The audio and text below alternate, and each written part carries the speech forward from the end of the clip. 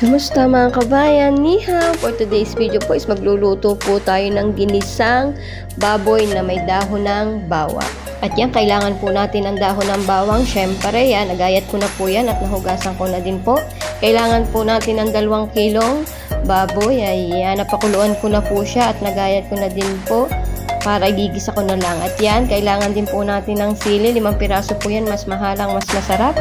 Ngayon po is magpapainit naman po tayo ng kawali. Lagyan po natin ng langis. Ayan, at kapag po mainit na ang ating kawali, pwede na po natin ilagay ang ating pinakuluan na baboy.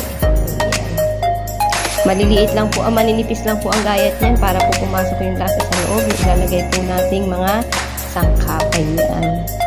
Halu-haluin lang po natin hanggang sa medyo magkulay brown po siya.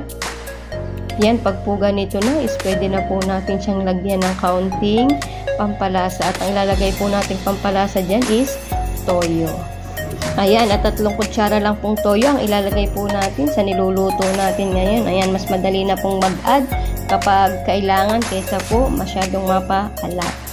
Ayan, ang toyo naman po dito ay hindi masyadong maalat.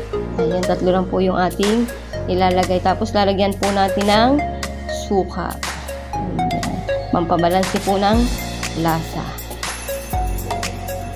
Ayan, haluin lang po natin ulit hanggang sa lahat ng karneng baboy po is malagyan na.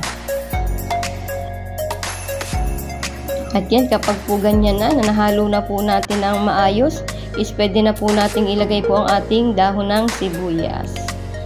Ayan, ilagay lang po natin, bali 2 dahon ng sibuyas po yan. Medyo pricey lang po dito. 2 piraso po is bili ko is 75 NT. Ayan, halu-haluin lang po natin. Hindi ko po siya nilahat, ipantatappings ko po yung iba. Ayan, mas masarap po ang dahon ng sibuyas kaysa mas masarap po ang dahon ng bawang kaysa sa dahon ng sibuyas. Ayan. Haluin lang po natin hanggang sa malanta na po yung ating dahon ng sibuyas. At yan, kapag ganyan na po is pwede na po natin ilagay po ang ating sili.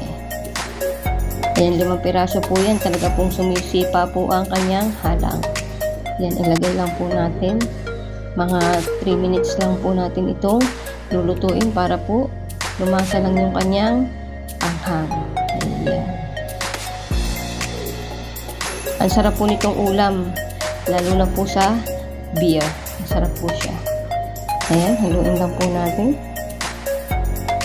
At yan, kapag po ganito ng itsura niya, isluto na po siya. Pwede na po natin siyang ulamin. Ayan. At thank you po Lord sa lahat ng blessing. At sa mga nanonood po, laging salamat po. Thank you po Lord. Bukas po ulit. Salamat!